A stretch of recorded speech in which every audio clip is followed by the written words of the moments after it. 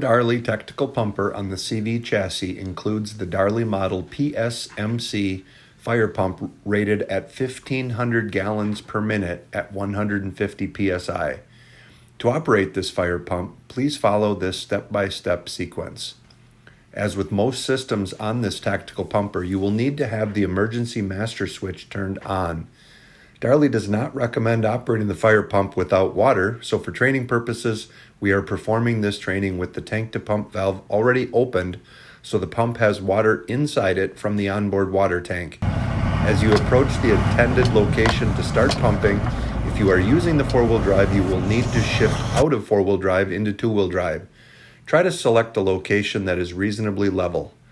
Next, while depressing the service brake, you need to shift the vehicle transmission into neutral. You then need to set the parking brake by firmly depressing the pedal. Please note, if you lift your foot and decide to press the pedal harder, you will instead be releasing the parking brake. So ensure that when you choose to set the parking brake, you do so with a strong, steady motion of depressing the pedal.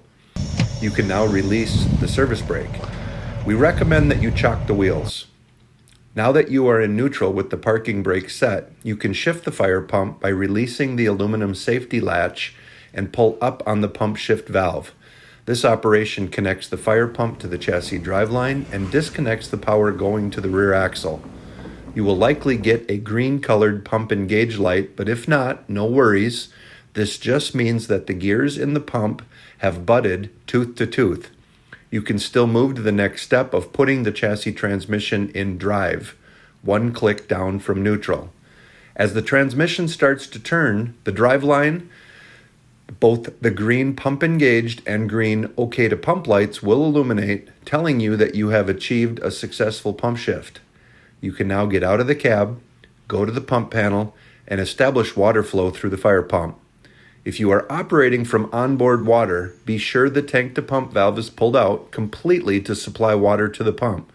The tank refill or recirculate valve should be pulled out slightly to provide circulation back to the tank. We recommend pulling on the primer valve knob for a couple seconds to help ensure the pump is fully primed and any trapped air that could cause cavitation is removed from the pump and plumbing.